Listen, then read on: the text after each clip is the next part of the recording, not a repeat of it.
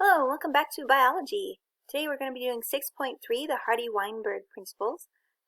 We've been talking about natural selection as the driving force behind evolution. It's explaining how and why species change over time because of those four key traits of having variations, adaptations, competition, and survival.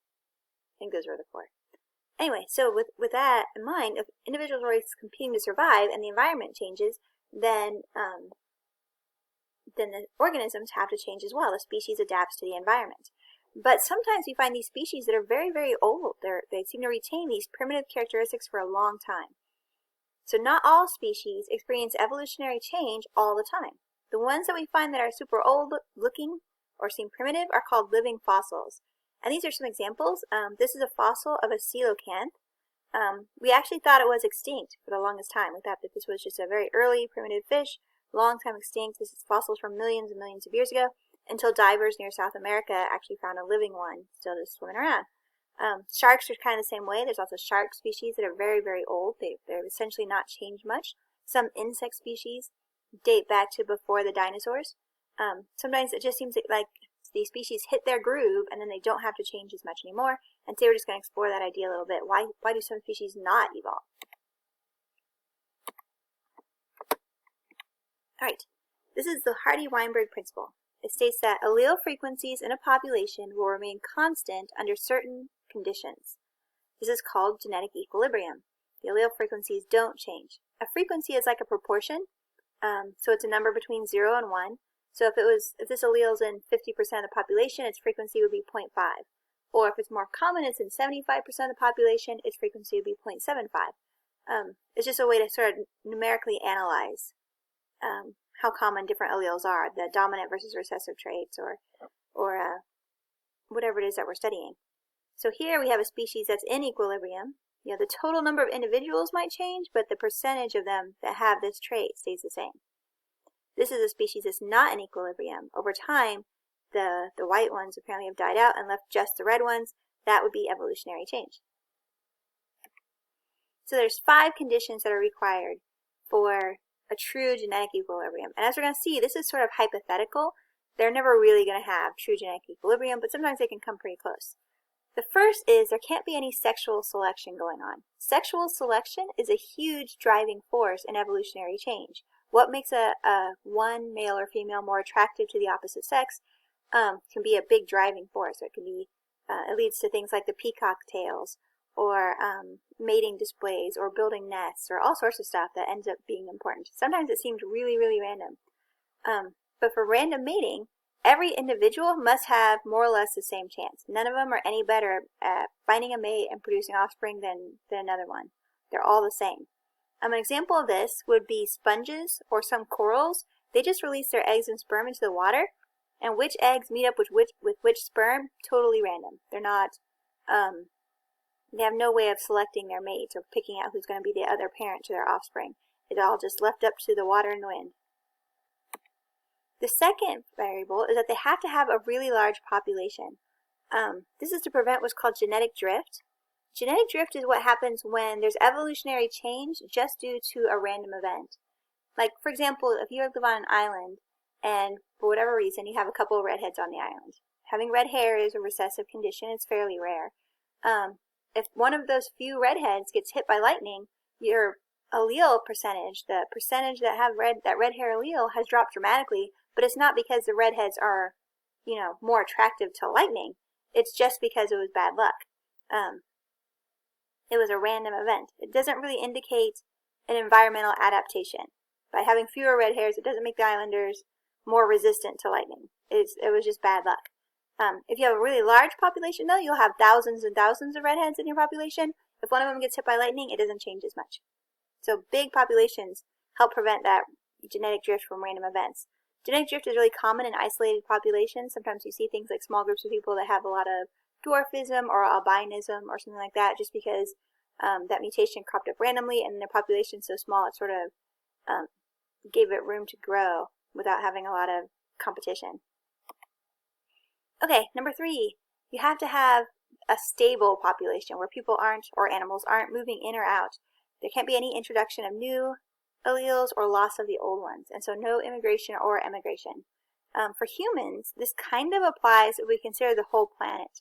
Like we're spread out all over the world. If we think of the world's population as one population, then it works because nobody comes in and nobody leaves. But if we're looking at just an island, that might be a bit harder to isolate. Number 4 is really where this breaks down. You can't have new alleles formed through mutation, and there's really no species that's completely immune to mutation. Some species have really excellent genetic repair mechanisms, like sharks do. You may have heard there's sort of this rumor going around that sharks don't get cancer because their cells just fix themselves. That's not necessarily true, but they do have a much lower rate of cancer because their genetic their DNA fixing mechanisms are so efficient that they find those mutated cells and get rid of them fast. And so that also slows down their evolution, because if there's no mutations, then there's no new alleles to sort of test against the environment, and nothing's going to change for that species, or at least not as quickly. And then number 5, no natural selection.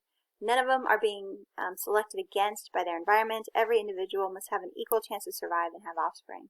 And that's obviously another really difficult one in real life. But humans actually have pretty close to this, because we do still have sexual selection going on. We're picking our partners, but most every human being that lives to adulthood has that chance, has a high rate of survival, and has a high chance of having offspring outside of some fertility problems.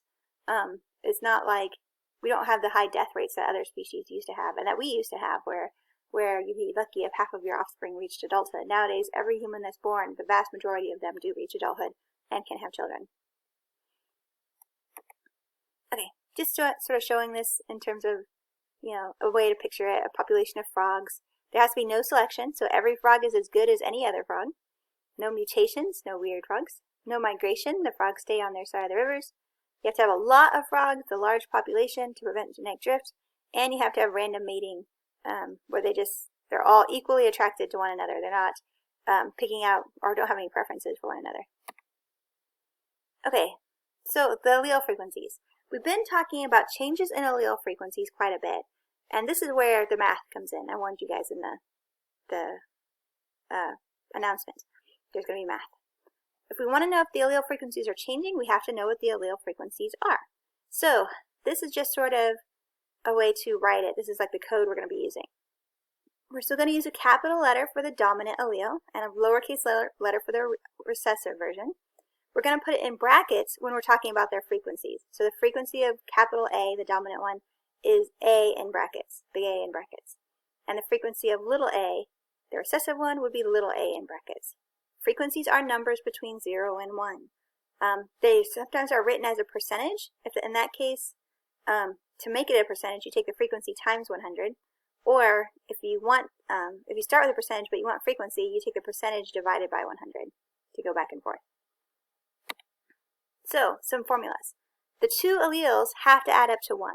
That's because in this scenario, we're working with very simple genes.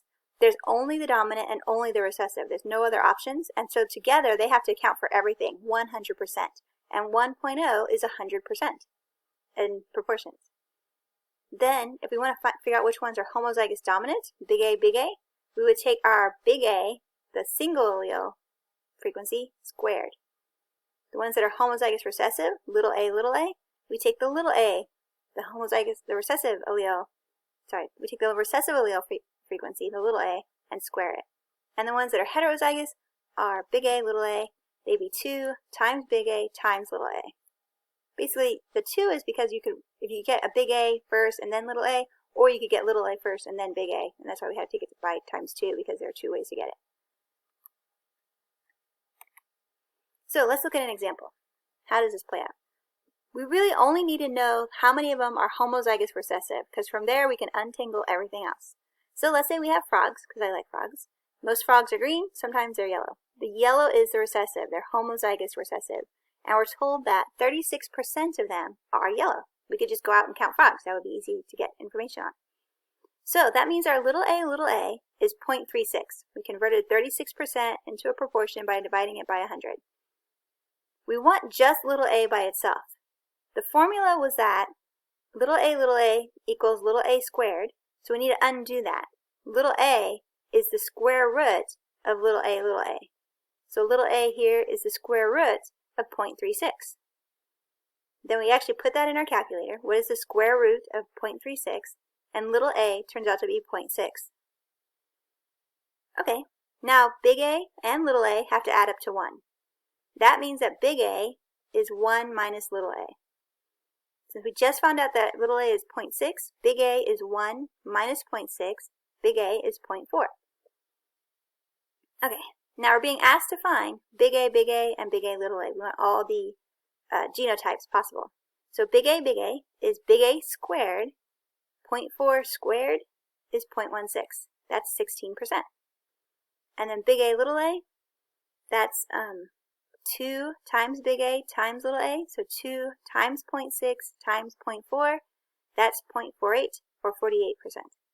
Okay, hopefully that made sense. I'm going to have you do like 2 of these, but they're going to work exactly the same way. I start out by giving you guys the percent that are homozygous recessive, and then you just follow along. You calculate little a, you calculate big A, and then you calculate big A, and big A, little a. Whoops. Okay. All right, so that's the end. Hopefully this is going well for you guys. Have a great day and good luck with the homework.